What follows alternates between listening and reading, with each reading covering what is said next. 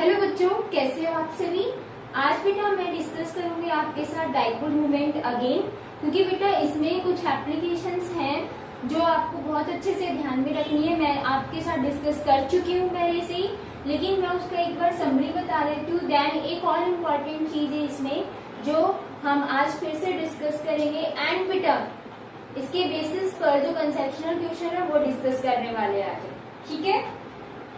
बेटा dipole moment की application हमने देखी थी, जिसमें फर्स्ट हमने ये कहा था कि ये प्रिडिक्शन करता है कि पोलर मॉलिक्यूल है या नहीं है, पोलरिटी को करता है ना। तो आपको बस एक चीज ध्यान रखनी है, वो क्या, अगर बेटा डाइपोल मोमेंट 0 होता है तो इसका मतलब वो नॉन पोलर मॉलिक्यूल होगा। एंड अगर डाइपोल मोमेंट की वैल्यू 0 नहीं होती है तो वो पोलर मॉलिक्यूल होगा, ठीक है। सेकेंड हमने प्रिडिक्शन देखा था, क्या, सिमेट्री या फिर शेप। तो बेटा यहाँ पर अगर डाइपोल मोमेंट 0 है तो इसका मतलब वो सिमेट्रिकल है, अगर नॉट इक्वल टू 0 है तो बेटा अनसिमेट्रिकल है। ये एक समरी है, आपको अगर वैसे याद नहीं रहता तो सिंपल इस वे में आप याद रख सकते हो या अपनी नोटबुक में ऐसे नोट कर सकते हो, ठीक है। थर्ड हमने प्रेडिक्शन किया था बेटा सिस एंड ट्रांस आइसोमर का, ठीक है। तो अगर डाइपोल मोमेंट 0 है तो इसका मतलब वो कैसा आइसोमर होगा, ट्रांस आइसोमर। एंड अगर नॉट इक्वल टू 0 है तो सिस आइसोमर होगा, ठीक है। एंड फोर्थ हमने परसेंटेज आयनिक कैरेक्टर की बात करनी थी, उसमें तो बेटा फॉर्मूला अप्लाई करना है, mu observe divided by mu calculated into 100, ठीक है। उसमें बेटा आपको dipole moment 0 not equal to 0 ध्यान नहीं रखना, उसमें तो आपको निकालनी है वैल्यू। फिफ्थ जो है आपका वो आता है बेटा पैरा ऑर्थो मेटा। ये क्या होते हैं आइसोमर्स, मैं आपको एक्सप्लेन करूंगी। आपको इतना ध्यान रखना है, अगर बेटा डाइपोल मोमेंट की वैल्यू 0 आती है तो वो क्या होता है, पैरा आइसोमर्स। और अगर नॉट इक्वल टू 0 आती है तो वो ऑर्थो या फिर मेटा हो सकता है। तो ऑर्थो और मेटा की वैल्यूज क्या आएंगी वो देखनी है हमें, ठीक है। तो बेटा मैं एग्जाम्पल ले रही हूँ, देखो आपके पास ये क्या है, बेंजीन, ठीक है। अगर बेटा इस बेंजीन पर 2 एडजेसेंट पोजीशन, मतलब जो 2 नियर बाय कार्बन एक दूसरे से कनेक्टेड है या बॉन्डेड है, उनके ऊपर अदर कोई एटम प्रेजेंट हो, सपोज यहाँ क्लोरीन है, यहाँ भी क्लोरीन है, तो बेंजीन पर 2 एडजेसेंट एटम पर अगर कोई एटम्स 2 एटम्स प्रेजेंट होते हैं तो वो पोजीशन कौन सी होती है बेटा, ऑर्थो पोजीशन, ठीक है। अगर आपके पास फर्स्ट एंड थर्ड कार्बन पर क्या हो बेटा, एटम्स प्रेजेंट हो, सपोज इसको फर्स्ट माना है तो ये क्या आएगा, थर्ड। 1/3 जो पोजीशन होती है ये पोजीशन कौन सी होगी, 1-2 पोजीशन। अगर 1/3 पोजीशन की बात करें तो ये कौन सा होगा बेटा, मेटा, 1/3 पोजीशन। और अगर बेटा 1/4 पोजीशन पर एटम्स प्रेजेंट हो, जरूरी नहीं है सेम है, डिफरेंट भी हो सकते हैं, ठीक है। तो इसको हम क्या बोलेंगे, पैरा, ठीक है। 1/4 पोजीशन है ये, ध्यान रखना है बेटा आपको। तो इसका नेम क्या होगा, सिंपल है, ये बेंजीन है और यहाँ पर भी क्लोरीन है और यहाँ पर भी क्लोरीन है, तो हम ये बोल सकते हैं 1,2 डाइक्लोरोबेंजीन। ये तो इसका IUPAC नेम है। अगर आपको कॉमन नेम बोलना हो तो बेटा ऑर्थो यूज करना है, ठीक है, ऑर्थो डाइक्लोरोबेंजीन। यहाँ same meta dichlorobenzene, para dichlorobenzene. Di क्यों, क्योंकि क्लोरीन 2 है इसीलिए, ठीक है।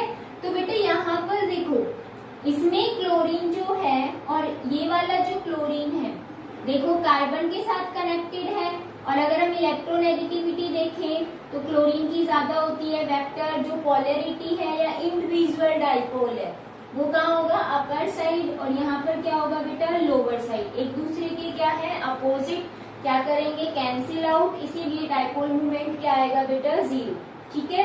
अगर हम इसकी बात करें तो देखो इसमें क्या है, अपर साइड, और इसमें इधर इस साइड, या हम कहें कि इनमें क्या है, लगभग इक्वल, एक ही डायरेक्शन के अंदर जा रहे हैं, एक दूसरे के अपोजिट नहीं है। इसीलिए जो ऑर्थो होता है इसकी जो वैल्यू आती है डाइपोल मोमेंट की वो 2.5 आती है, ठीक है। डीबे था तो डी लिख सकते हो आप कैपिटल में, इसकी यूनिट। लेकिन देखो जो मेटा है बेटा, इसमें आपके पास individual dipole moment upper side और यहाँ पर इस साइड होगा, एक दूसरे के जस्ट अपोजिट नहीं है, ठीक है। इसीलिए एक दूसरे को कैंसिल आउट नहीं करेंगे तो इसके डाइपोल मोमेंट की वैल्यू कुछ ना कुछ आती है और वो आती है बेटा 1.48। तो देखो बेटा, अगर आपसे पूछे कि ऑर्थो और मेटा में से डाइपोल मोमेंट की वैल्यू हाईएस्ट किसमें आती है, तो किसमें आती है, ऑर्थो में। क्यों आती है, क्योंकि इंडिविजुअल जो डाइपोल मोमेंट है, individual dipole moment same direction में है एज कंपेयर टू मेटा, इसीलिए इसमें डाइपोल मोमेंट की वैल्यू क्या आएगी, ज्यादा। यहाँ हम ये करें सेम डायरेक्शन है तो रिजल्टेंट डाइपोल मोमेंट क्या होगा, हाई होगा, ठीक है। तो ये था बेटा डाइपोल मोमेंट की एप्लीकेशंस। अब इनके बेसिस पर कुछ कंसेप्शनल क्वेश्चन आते हैं, अभी हम वो डिस्कस करने वाले हैं, ठीक है। अच्छा बेटा, आपको एक चीज और ध्यान रखनी है, वो क्या है, अगर ऑर्थो मेटा पैरा में से अगर आपके पास सिर्फ ऑर्थो और पैरा पूछा जाता है कि इसका डाइपोल मोमेंट 0 क्यों है और इसकी वैल्यू हाई क्यों है, तो बहुत सिंपल सा आंसर देना, आपको सिर्फ इतना बताना है, इंडिविजुअल जो पोलैरिटी है वो एक दूसरे के अपोजिट डायरेक्शन में है, वो क्या करेगी, कैंसिल आउट करेगी, इसीलिए डाइपोल मोमेंट 0। कंसेप्शनल क्वेश्चन आ सकता है, ठीक है। एंड बेटा ऑर्थो में जो रिजल्टेंट डाइपोल मोमेंट है वो सेम डायरेक्शन में होता है या पोलैरिटी सेम डायरेक्शन में होती है। इंडिविजुअल डाइपोल मोमेंट क्या है, एक पर्टिकुलर इसका और एक पर्टिकुलर इसका, और रिजल्टेंट दोनों का सेम, ठीक है, ये चीज ध्यान रखना। तो बेटा यहाँ पर मैंने अगर ये कहा डाइपोल मोमेंट इंडिविजुअल, या फिर हम क्या बोल सकते हैं, पोलैरिटी, क्योंकि डाइपोल मोमेंट किसको बताता है, पोलैरिटी को बताता है ना। ये क्या सिंबल है, डाइपोल मोमेंट का, और ये भी तो बताता है कि इसकी पोलैरिटी, ये पोलर ज्यादा है as compare to carbon, electronegative है ना एलिमेंट ज्यादा, तो इलेक्ट्रॉन यहाँ जा रहे, दैट मींस मोर पोलर है, ठीक है। तो आपको ये चीज ध्यान रखनी है, अगर इंडिविजुअल डाइपोल मोमेंट या पोलैरिटी दोनों इंडिविजुअल की क्या हो, सेम डायरेक्शन में हो, तो डाइपोल मोमेंट हाईएस्ट होता है, ठीक है बेटा। अब इसके कुछ हम क्या देख रहे हैं, कंसेप्शनल क्वेश्चन, बहुत इजी है, डिस्कस कर लिया था। एक तो हमने कौन सा, पैरा और ऑर्थो वाला भी किया है ना हमने, हम बता सकते हैं। देखो अगर आपके पास एक ऐसा क्वेश्चन आए, एक तो बहुत इंपॉर्टेंट है जो मोस्टली पूछा जाता है, वो हम डिस्कस करेंगे, लेकिन बेटा इसमें अगर आपसे ये पूछा जाए कि जो H2O है एंड जो H2S है, which have higher dipole moment,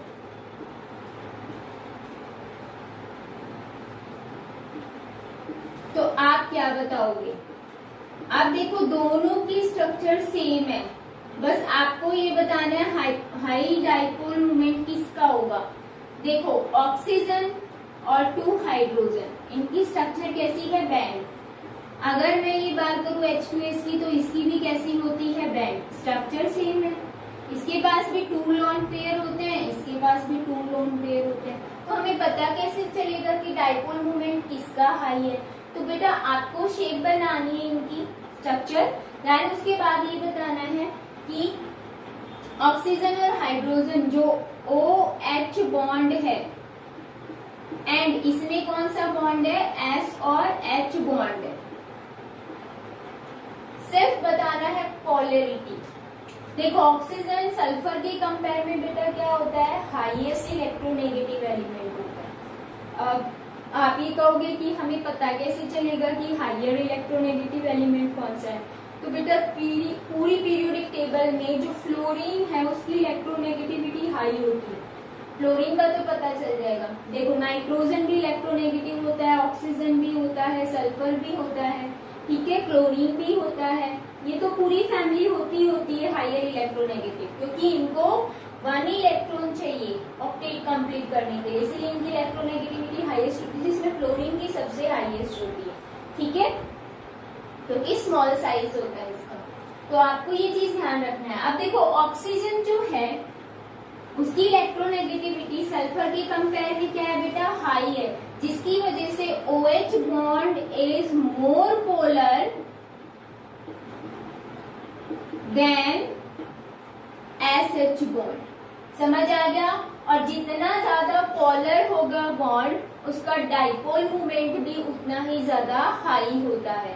तो फर्स्ट क्वेश्चन हमारा हो गया कि अगर आपसे पूछते H2 एंड H2S में से कौन सा हाइयर पोलर है या फिर ये हाइयर डाइपोल मोमेंट है, तो बस आपको ये बताना है in H2O OH bond is more polar than SH bond, so its have higher dipole moment. Clear है? ये चीज ध्यान रखनी है, जितना ज्यादा पोलर होगा बॉन्ड उतना ज्यादा डाइपोल मोमेंट होता है।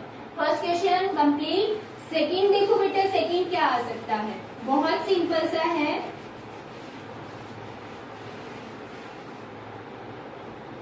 अगर आपसे ये पूछते हैं why CO2 have zero dipole moment,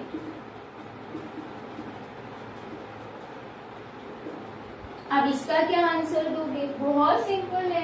देखो ये ट्राई एटॉमिक मॉलिक्यूल है ना, कार्बन के साथ क्या है 2 ऑक्सीजन, ठीक है, डबल बॉन्डेड। तो हम ये कहते हैं कि जो CO बॉन्ड है दोनों में, उनमें दोनों की पोलरिटी क्या है? सेम। क्यों? क्योंकि जो इंडिविजुअल डाइपोल मोमेंट है वो क्या है बेटा? एक दूसरे के अपोजिट डायरेक्शन में है और ये क्या कर देंगे? एक दूसरे को कैंसिल आउट कर देते हैं। तो हम ये कहेंगे कि इसमें जो पोलरिटी है CO बॉन्ड की वो क्या है बेटा? Same. Polarity of CO bond is same, ठीक है। बट इंडिविजुअल डाइपोल मोमेंट या फिर पोलरिटी, ठीक है, dipole moment cancel out to each other, ठीक है।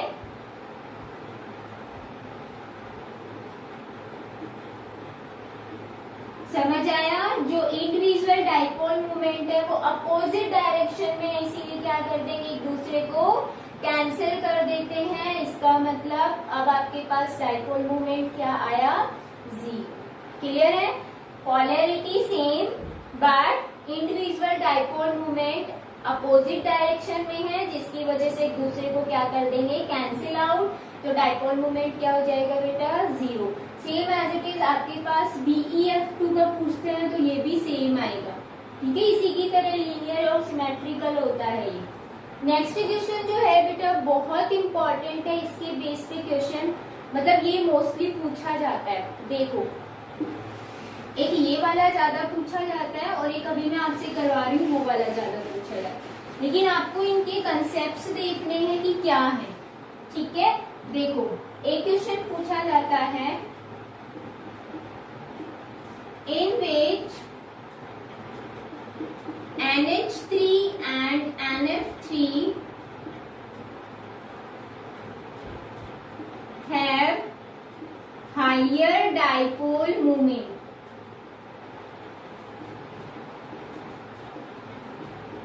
तो अब आप क्या बताओगे? देखो अब हमारे पास NH3 और NF3 है। अभी अभी जो मैंने इसमें बताया सेम कंसेप्ट इसमें भी है, लेकिन थोड़ा सा चेंजमेंट है। क्या? देखो NH3 नाइट्रोजन के पास एक है लॉन पेयर और 3 बेटा क्या बन रहे हैं? बॉन्ड, ठीक है। एंड NF3 में भी एक क्या है? लॉन पेयर एंड फ्लोरीन आपके पास है 3। थोड़ा सा चेंजमेंट है, वो क्या? देखो इसमें सेंट्रल एटम क्या है? सेम और सराउंडिंग एटम क्या है? डिफरेंट। इसमें बेटा सेंट्रल एटम डिफरेंट थे, सराउंडिंग एटम सेम थे। तो देखो इस केस में क्या होगा? सबसे पहले इसमें देखेंगे नाइट्रोजन और हाइड्रोजन में से इलेक्ट्रोनेगेटिव एलिमेंट कौन है? नाइट्रोजन। इंडिविजुअल डाइपोल मोमेंट किस डायरेक्शन में होगा? अपर साइड, ठीक है। इसमें भी अपर साइड होगा और इसमें भी अपर साइड होगा। तो जो रिजल्टेंट डाइपोल मोमेंट है वो क्या हो रहा है बेटा? प्लस हो रहा है, ऐड हो रहा है, ठीक है। अब इसमें देखिए नाइट्रोजन और फ्लोरीन में से मैंने आपको बताया था पूरी पीरियोडिक टेबल में फ्लोरीन की इलेक्ट्रोनेगेटिविटी हाई है, तो इंडिविजुअल डाइपोल मोमेंट किस डायरेक्शन में होगा? फ्लोरीन के साइड में। यहाँ भी फ्लोरीन के साइड में और यहाँ भी फ्लोरीन के साइड में, ठीक है। तो देखो नाइट्रोजन पे और फ्लोरीन में अगर हम देखते हैं और नाइट्रोजन और हाइड्रोजन में देखते हैं तो ज्यादा पोलर कौन है बेटा, NF बॉन्ड है या NH बॉन्ड है? बहुत सिंपल सा आंसर है, क्योंकि अभी हमने कहा कि ये तो इलेक्ट्रोनेगेटिव एलिमेंट होता ही नहीं है, इसमें फ्लोरीन भी है, नाइट्रोजन भी, लेकिन इसकी इलेक्ट्रोनेगेटिविटी क्या है बेटा, ज्यादा है। तो हम ये कहते हैं इस केस में हाई क्या है बेटा, पोलर, क्योंकि NF बॉन्ड क्या है, higher polar as compare to NH, इसीलिए हम कहेंगे डाइपोल मोमेंट किसका हाइयर होगा, NF3 का। नहीं, ठीक है, अगर हम ये वाला कंसेप्ट देखेंगे तो ये हो गया, बट बेटा यहाँ पर क्या है, लॉन पेयर ऑफ इलेक्ट्रॉन भी तो है, तो हम ये कहेंगे कि अगर आप ये ऊपर वाला कंसेप्ट इसमें लगा दोगे ना तो आपका रॉन्ग हो जाएगा। देखो ये जो लॉन पेयर ऑफ इलेक्ट्रॉन है इसका भी डाइपोल मूवमेंट, क्योंकि ये फ्री है, ठीक है, तो ये तो सबसे ज्यादा अफेक्ट करता है। तो इसमें देखो रिजल्टेंट अगर देखें तो क्या आ रहा है, ऐड हो रहा है, तो NH3 का डाइपोल जो मूवमेंट होगा उसकी वैल्यू जो होगी कुछ ना कुछ आएगी, ठीक है। लेकिन बेटा अगर NF3 में देखें, अगर आपको कंसेप्ट देखना है तो या लॉन पेयर भी देखना पड़ेगा, ठीक है। देखो इसमें लॉन पेयर का है अपर साइड, देन यहाँ पर है लोअर साइड, तो एक दूसरे की क्या है बेटा, अपोजिट, तो इसकी वैल्यू थोड़ी सी क्या हो जाएगी, कम हो जाएगी।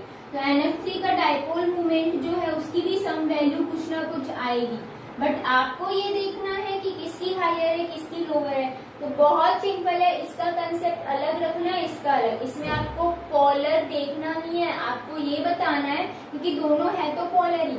इसमें जो रिजल्टेंट डाइपोल मूवमेंट है वो कहाँ है बेटा, सेम डायरेक्शन में, आंसर आपको ये देना है सेम डायरेक्शन में, इसीलिए इसका डाइपोल मूवमेंट अमोनिया का क्या होगा, ज्यादा होगा एज कंपेयर टू NF3। तो आपको ये पोलर नहीं देखना है इस केस में, ठीक है।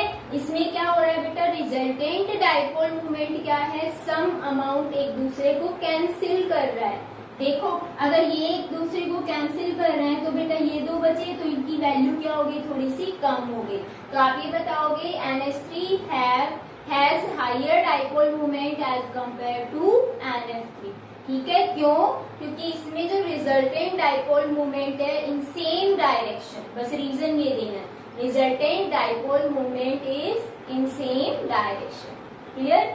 यहाँ पर एक दूसरे को सम अमाउंट में कैंसिल कर रहे हैं, ठीक है। तो बेटा ये हो गए कुछ कंसेप्शनल क्वेश्चन किसके बेसिस पर, डाइपोल मूवमेंट की बेसिस पर। अब बेटा अगर आपसे ये पूछा जाता है किसका, एक और क्वेश्चन मैं आपको देती हूँ यहाँ पर, इसमें बेटा पोलैरिटी नहीं बतानी है, बच्चे बता के आते हैं इसीलिए मैंने पोलैरिटी का पहले बताया आपको, ठीक है। इसमें सिर्फ आपको रिजल्टेंट देखना है। एक क्वेश्चन ये भी आता है बेटा कि जो CO2 एंड जो H2O है दोनों ही क्या है बेटा, ट्राई एटॉमिक मॉलिक्यूल है ना, ट्राई एटॉमिक, बट CO2 क्या होता है, लीनियर शेप में, एंड H2O क्या होता है, बैंड शेप में। भाई आपसे ये क्वेश्चन पूछ लेंगे, ठीक है, ये पूछेंगे CO2 and H2O both are triatomic molecule but CO2 is linear and H2O is bent. Why? How can you explain this? तो बेटा इसको एक्सप्लेन करने का तरीका बहुत सिंपल है, मैंने आपको बताया था ना सिमेट्री, अगर वो चीज याद है तो कर दोगे। देखो इसमें जो बॉन्ड पोलर है वो क्या है, सेम, इसमें भी सेम है, इसमें भी तो सेम है, फिर इसमें बैंड क्यों आया, क्यों, क्योंकि बेटा इसका जो रिजल्टेंट डाइपोल मूवमेंट होता है वो क्या आता है, 0, लेकिन इसका रिजल्टेंट डाइपोल मूवमेंट 0 नहीं आता है, इसीलिए ये क्या होता है, सिमेट्रिकल एंड लीनियर। बस आपको सिंपल आंसर देना है dipole movement, like dipole movement CO2 का क्या होता है, 0, क्योंकि इसमें रिजल्टेंट डाइपोल मूवमेंट 0 है ना, एक दूसरे को कैंसिल आउट कर रहे हैं, इसी वजह से ये क्या होता है, लीनियर एंड सिमेट्रिकल।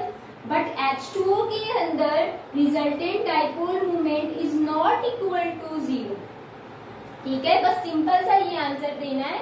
इसीलिए जो H2O होता है वो किस शेप में होता है, बैंड में, एंड कैसा होता है, अनसिमेट्रिकल। क्लियर है, कोई प्रॉब्लम नहीं आएगी आई थिंक आपको, ठीक है। अगर आपसे what is the dipole moment of CCl4 carbon tetrachloride. तो देखो बेटा कार्बन के पास 4 क्लोरीन जुड़े हुए हैं और चारों क्लोरीन में अगर आप देखो तो आपके पास ये इंडिविजुअल डाइपोल मोमेंट है, ये भी है, ये भी है, ये भी है। तो क्या इसका 0 आएगा आपसे पूछेंगे? नहीं बेटा, एक दूसरे को कुछ कैंसिल कर रहा है, सारे नहीं कर रहे हैं, तो इसका मतलब डाइपोल मोमेंट CCl4 का 0 नहीं आएगा, नॉट इक्वल टू 0। क्लियर है? तो ये चीजें बेटा आपको थोड़ा सा ध्यान में रखना है कि किस बेसिस पर हमें आंसर दें। मैंने आपको कुछ कंसेप्शनल क्वेश्चन करवाए हैं, आई होप सभी को समझ में आया होगा।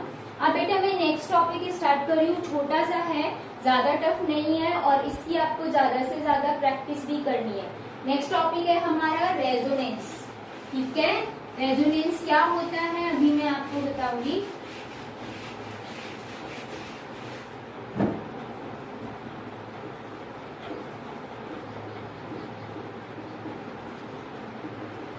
बेटा जो एक स्ट्रक्चर होती है मॉलिक्यूल की, वो कंप्लीट इंफॉर्मेशन नहीं देती है किसी भी मॉलिक्यूल के बारे में, एटम के बारे में। उसमें जो एटम्स प्रेजेंट होते हैं, इलेक्ट्रॉन्स प्रेजेंट होते हैं, ठीक है, तो उसके बारे में कंप्लीट इंफॉर्मेशन नहीं देती है।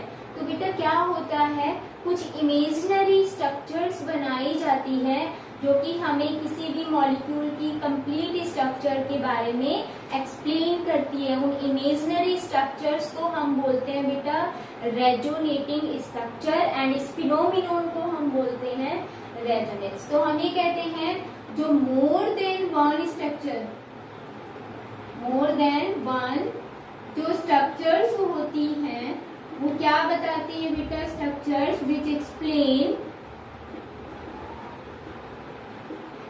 complete structure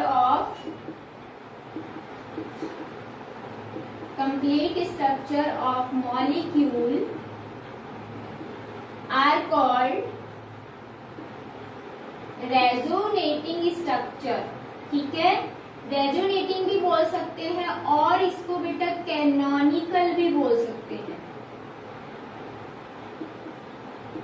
and this phenomenon जो होता है उसको बेटा हम बोलते हैं क्या, रेजोनेंस। ठीक है, ये चीज आपको ध्यान रखनी है। आप देखो बेटा इसके कुछ रूल्स हैं एंड इसके कुछ कैरेक्टरिस्टिक है, वो पढ़ेंगे, फिर मैं आपको एक दो एग्जांपल्स लेके रेजोनेंस के बारे में एक्सप्लेन करूंगी। आपको बेटा रेजोनेटिंग स्ट्रक्चर की ज्यादा से ज्यादा प्रैक्टिस करनी है क्योंकि आपके 12th में भी आएगी, बहुत इंपॉर्टेंट भी है। ठीक है, तो बेटा इसके अंदर देखो सबसे पहले रूल्स क्या होते हैं किसी भी रेजोनेटिंग स्ट्रक्चर को ड्रॉ करने के लिए। तो बेटा सबसे पहले तो देखो इसमें ध्यान रखना है क्या, कि जो नंबर ऑफ एटम्स होते हैं उनकी पोजीशन जो होगी वो क्या रहेगी, सेम। ठीक है, पोजीशन चेंज नहीं होगी, एटम्स की पोजीशन क्या रहेगी, सेम, बट उनमें जो इलेक्ट्रॉन्स हैं वो क्या रहेंगे, उनकी पोजीशन सेम नहीं रहेगी, नॉट सेम पोजीशन। ठीक है, सेकेंड रूल क्या है बेटा, इसमें जो नंबर ऑफ अनपेयर्ड इलेक्ट्रॉन है, अनपेयर्ड इलेक्ट्रॉन वो क्या रहेंगे, सेम रहेंगे। ठीक है, जो टोटल अनपेयर्ड इलेक्ट्रॉन है वो बेटा सेम रहेंगे, चेंज नहीं होंगे। किसमें, कैनोनिकल जो डिफरेंट की स्ट्रक्चर आएगी ना उसमें। ठीक है, एंड बेटा इलेक्ट्रॉन की पोजीशन सेम नहीं होगी बेटा, लेकिन टोटल इलेक्ट्रॉन पेयर क्या रहेंगे, सेम रहेंगे। ये चीज आपको ध्यान रखनी है। ठीक है, third, total electron pair are same. And बेटा थर्ड क्या, फोर्थ पॉइंट क्या है ये, कि इसमें बेटा जो 2 एडजेसेंट पोजीशन है उनमें या फिर 2 डिफरेंट जो एटम्स है उनमें क्या हो सकता है, चार्ज आ सकता है। अगर बेटा नेगेटिव चार्ज आता है तो इसका मतलब वो क्या है, मोर इलेक्ट्रोनेगेटिव। ठीक है, और अगर पॉजिटिव चार्ज आता है तो बेटा इसका मतलब क्या होगा, वो क्या है, लेस इलेक्ट्रोनेगेटिव। एंड बेटा फिफ्थ पॉइंट है, बहुत इंपॉर्टेंट है क्या, कि जो टू एडजेसेंट पोजीशन होती है, एडजेसेंट पोजीशन कौन सी होती है, बिल्कुल नियर बाय, जहां पर टू एटम्स बॉन्डेड है। जैसे मैंने आपसे ये रेजोनेटिंग स्ट्रक्चर में इसकी बनाऊंगी अभी, तो बेटा देखो ये वाला कार्बन इस वाले कार्बन से जुड़ा है, तो ये है एडजेसेंट पोजीशन। अगर आपसे ये कहे 1/3, तो बेटा ये एडजेसेंट नहीं है, क्योंकि ये इससे डायरेक्ट नहीं जुड़ा हुआ। डायरेक्ट जो जुड़े हुए रहेंगे एटम्स वो क्या रहेगी, एडजेसेंट पोजीशन। तो two adjacent position not have same charge, ध्यान रखना है बेटा, सेम चार्ज कभी नहीं होगा। ये नहीं हो सकता कि इस वाले पे भी पॉजिटिव आ गया और इस वाले पे भी पॉजिटिव आ गया, कभी नहीं हो सकता। ठीक है, ध्यान रखना, वो रूल के अकॉर्डिंग नहीं है, वो रेजोनेटिंग स्ट्रक्चर नहीं होगी। सेम चार्ज कभी भी टू एडजेसेंट पोजीशन पर नहीं होगी। क्लियर? तो ये कुछ रूल्स थे। आप देखो इसमें बेटा कुछ कैरेक्टरिस्टिक भी निकल के आएंगे, वो मैं आपको एक्सप्लेन करूंगी। इन रूल्स के अकॉर्डिंग आपको अगर रेजोनेटिंग स्ट्रक्चर बनानी हो तो कैसे बनाएंगे। पहले मैं रेजोनेटिंग स्ट्रक्चर बना देती हूँ, देन कैरेक्टरिस्टिक की बात करेंगे। ठीक है, तो आपके पास सपोज ये स्ट्रक्चर है, इसको हम क्या बोलते हैं, बेंजीन। बेटा ये कैपुले स्ट्रक्चर है, सबसे पहले डेवार साइंटिस्ट ने दी थी, उसमें जब रेजोनेटिंग स्ट्रक्चर बनाई तो वो स्टेबल नहीं थी। फिर कैपुले ने बेटा अपनी स्ट्रक्चर दी थी बेंजीन की, जो आपके पास अब जो आती है, आप जो स्टडी करते हो ना बेटा ये वाली स्ट्रक्चर, ये क्या होती है, रेजोनेंस सॉरी कैपुले स्ट्रक्चर। ठीक है, बेंजीन की ये आपके पास है बेंजीन। इसमें देखो बेटा कौन सी स्ट्रक्चर बन सकती है, क्या अगर ये पूरा बॉन्ड पेयर इधर आ जाए, ये इधर मूव करे एंड ये वाला इधर मूव करे, जैसे ही मूव करेंगे देखो क्या बना, ये वाला बॉन्ड इधर आ गया, ये वाला इधर, बॉन्ड नहीं खिसकता, एक्चुअल में इलेक्ट्रॉन्स क्या कर रहे हैं, मूव कर रहे हैं। मैंने आपको कहा था ना कि इलेक्ट्रॉन की पोजीशन सेम नहीं होती, क्योंकि वो मूव करते रहते हैं। तो जैसे ही मूव करेंगे बॉन्ड की पोजीशन क्या मिलेगी, आपको चेंज मिलेगी। और इसको हम ऐसे भी दिखा सकते हैं क्या, क्योंकि ये बॉन्ड इधर भी है double, that means pi electron, pi bond जो बनाता है उनको पाई इलेक्ट्रॉन्स बोलते हैं। अब ये कहाँ है, इधर भी है, फिर ये इधर है, फिर इस साइड भी है, यहाँ भी है, यहाँ भी। इसका मतलब ये जो पाई इलेक्ट्रॉन्स होते हैं ये पूरी रिंग में रोटेट करते रहते हैं।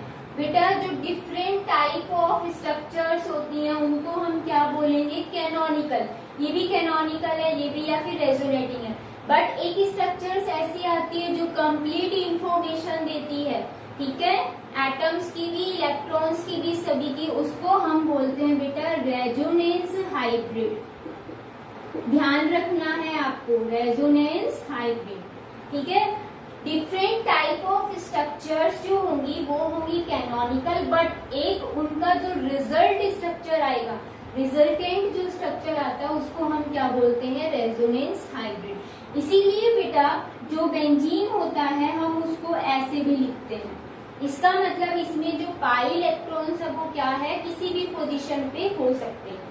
ठीक है, तो यहाँ पर आप ऐसे भी बनाते हो, ऐसे भी बनाते हो और ऐसे भी बनाते हो, तो ये रेजोनेंस हाइब्रिड है। क्लियर?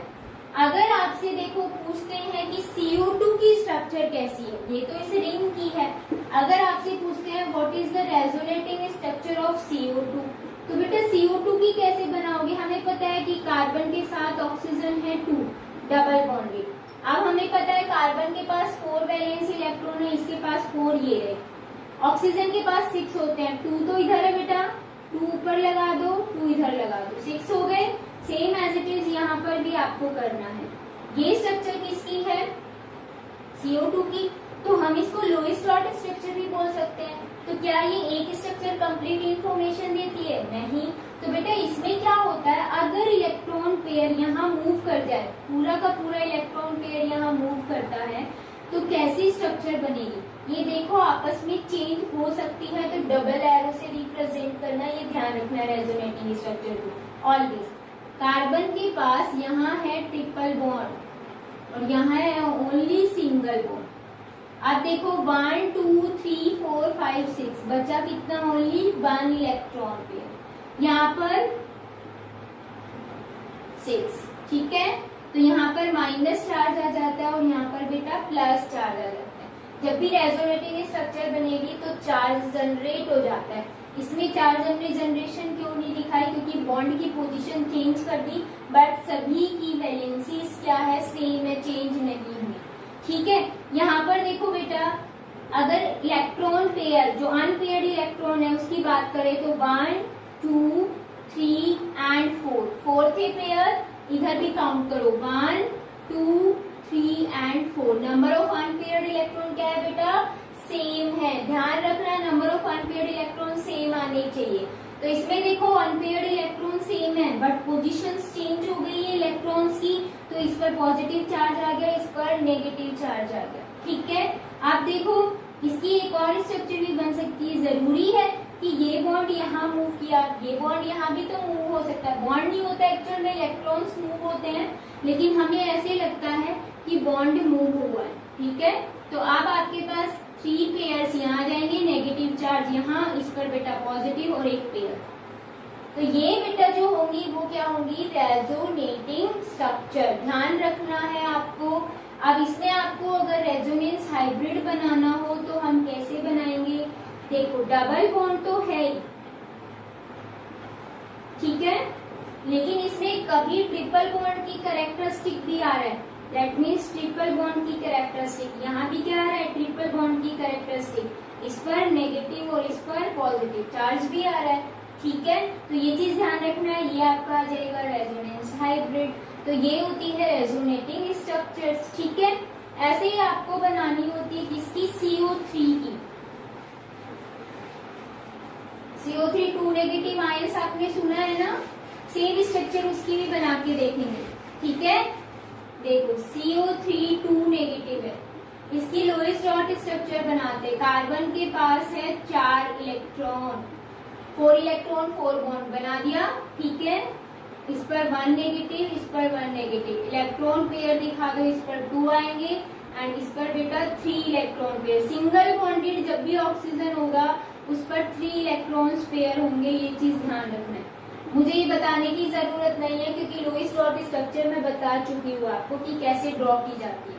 ठीक है, आप देखो बेटा, इस केस में जरूरी है कि आपके पास यही डबल बॉन्डेड हो, ये डबल बॉन्डेड भी तो हो सकता है। अगर ये इलेक्ट्रॉन पेयर यहाँ मूव किया तो बेटा चार्ज जो है वो मूव कर जाएगा। देखो कार्बन के पास यहाँ सिंगल बॉन्डेड ऑक्सीजन आ गया, ये डबल बॉन्डेड आ गया, ये क्या रहेगा, सिंगल। अब कुछ बच्चे सोच रहे होंगे क्या कि मैम ने तो ये कहा था कि 2 सेम चार्ज नहीं आने चाहिए एडजेसेंट पोजीशन पे, तो बेटा ये एडजेसेंट नहीं है। एडजेसेंट पोजीशन ये है, कार्बन एंड ऑक्सीजन जिसके साथ बॉन्डेड होते हैं वो एडजेसेंट पोजीशन। कार्बन पर नेगेटिव नहीं आएगा, ऑक्सीजन पर अगर नेगेटिव है तो। ठीक है, ये चीज माइंड में क्लियर रखना है बेटा। इलेक्ट्रॉन पेयर अब कितने हो जाएंगे बेटा, 3, यहाँ पर कितने हो जाएंगे, 2 एंड यहाँ पर भी कितने हैं, 3। ठीक है, इसकी एक और स्ट्रक्चर बन सकती है क्या, कि ये पाई इलेक्ट्रॉन यहाँ मूव कर जाए, ये पाई इलेक्ट्रॉन मूव करेंगे इधर, दैट मीन्स इलेक्ट्रॉन पेयर जो अनपेयर्ड इलेक्ट्रॉन है वो भी मूव इधर कर जाएगा। तो आपके पास स्ट्रक्चर क्या आएगी, single bonded oxygen negative, electron pair दिखा दो 3। ठीक है, सिंगल बॉन्डेड ऑक्सीजन यहाँ negative 3 pairs and double bonded oxygen 2 pairs.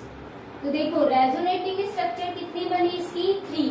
Resonating structure 3 बनी है और यहाँ भी कितनी बनी थी, 1 2 3। ठीक है, तो अगर आपसे पूछते कितनी बनी तो आप बता सकते हो। ठीक है, तो देखो इसमें क्या हो रहा है, सिंगल सिंगल बॉन्डेड तो है ही कार्बन के साथ ऑक्सीजन, बट इसमें क्या हो रहा है, डबल बॉन्डेड कैरेक्टरिस्टिक तीनों के पास आ रहे हैं एंड बेटा चार्ज क्या आ रहा है, 2 नेगेटिव, 2 नेगेटिव ही है। तो बेटा ये आपकी कौन सी हो गई, रेजोनेंस हाइब्रिड स्ट्रक्चर। ठीक है, ये होती है रेजोनेटिंग स्ट्रक्चर और ये 1 होगी रेजोनेंस हाइब्रिड। अब हमें बताने हैं कैरेक्टरिस्टिक, क्या क्या कैरेक्टरिस्टिक होते हैं। ठीक है, तो आई होप सभी को समझ में आ गया हो गया रेजोनेंस, और बहुत इजी स्ट्रक्चर होती है बेटा। आपकी बुक में जो क्वेश्चंस दिए हुए हैं रेजोनेटिंग स्ट्रक्चर्स की, ये एग्जांपल्स दिए हुए हैं, वो आपको प्रैक्टिस करनी है। ठीक है, तो अभी हम देखते हैं characteristic of resonance and over करते हैं बेटा इस टॉपिक को। तो नेक्स्ट है रेजोनेंस की कैरेक्टरिस्टिक, ठीक है। सबसे फर्स्ट आता है बेटा, वो क्या आता है देखो, रेजोनेंस में अभी अभी हमने देखा क्या कि एक रेजोनेंस हाइब्रिड बन रहा है ना। तो बेटा जितनी भी कैनोनिकल स्ट्रक्चर्स थी उनमें नंबर ऑफ एटम सेम थे, नंबर ऑफ इलेक्ट्रॉन पेयर भी सेम थे, नंबर ऑफ अनपेयर्ड भी इलेक्ट्रॉन सेम थे। तो इसका मतलब जो कैनोनिकल जो स्ट्रक्चर होगी उनकी एनर्जी क्या होगी बेटा, सेम होगी। ध्यान रखना है, जितनी भी कैनोनिकल स्ट्रक्चर होती है उन सभी की जो एनर्जी है वो क्या होती है, same. And number of unpaired electron भी क्या होते हैं, सेम, ठीक है। नेक्स्ट पॉइंट सेकंड, क्या कि जो रेजोनेटिंग स्ट्रक्चर होती है उनकी जो एनर्जी होती है उनको बेटा हम रेजोनेंस एनर्जी बोलते हैं, ठीक है। जो कैनोनिकल डिफरेंट स्ट्रक्चर्स की उनकी एनर्जी को हम क्या नेम देते हैं, रेजोनेंस एनर्जी। अगर बेटा रेजोनेंस एनर्जी किसी की ग्रेटर होती है, ग्रेटर रेजोनेंस एनर्जी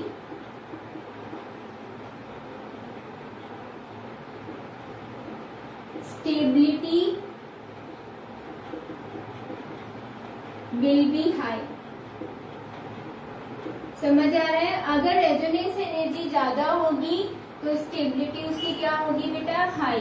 तो जो रेजोनेटिंग स्ट्रक्चर्स होती हैं, ठीक है, रेजोनेटिंग स्ट्रक्चर यहाँ हम उसको क्या बोल रहे थे, कैनोनिकल, बेटा उनकी जो रेजोनेंस एनर्जी होती है वो क्या होती है, लोअर। ये वाली एनर्जी क्या होती है, लोअर। बट जो रेजोनेंस हाइब्रिड होता है उसकी बेटा क्या होती है, हाई होती है।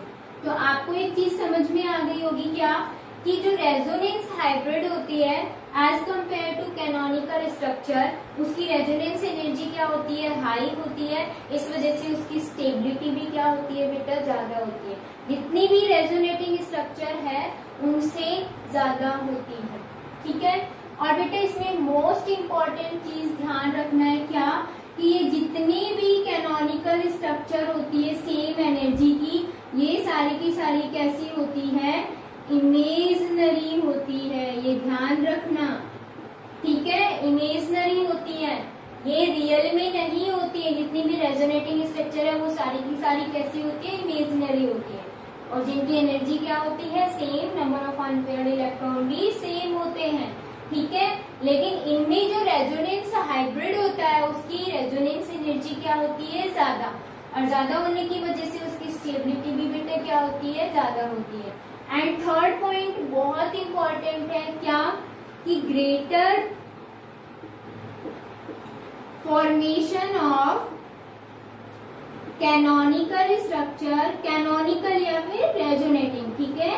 कैनोनिकल स्ट्रक्चर की फॉर्मेशन जितनी ज्यादा होगी उसकी स्टेबिलिटी भी उतनी ही ज्यादा होगी। ध्यान रखना, स्टेबिलिटी विल बी हाई, ठीक है। बस इतने से 4 पॉइंट है। 4 क्या हमने बता दिया कि ये इमेजिनरी होती है, एनर्जी क्या होती है, सेम होती है, और ग्रेटर अगर रेजोनेंस एनर्जी होगी तो स्टेबिलिटी भी ग्रेटर होगी। एंड अगर फॉर्मेशन ऑफ कैनोनिकल स्ट्रक्चर ज्यादा अमाउंट में होता है तो स्टेबिलिटी भी क्या होगी, ज्यादा होगी। ये है बेटा रेजोनेंस। और रेजोनेंस एनर्जी क्या होती है, जो एनर्जी होती है किनकी, कैनोनिकल स्ट्रक्चर्स की, उन्हीं को हम क्या बोलते हैं, रेजोनेंस एनर्जी। क्लियर है। तो ये टॉपिक हमारा ओवर होता है बेटा। आप सभी को प्रैक्टिस करनी है, रेजोनेटिंग स्ट्रक्चर बना के देखनी है। कुछ भी समझ में नहीं आता तो आप मुझसे पूछ सकते हो। कल मिलते हैं बेटा न्यू टॉपिक के साथ। Take care.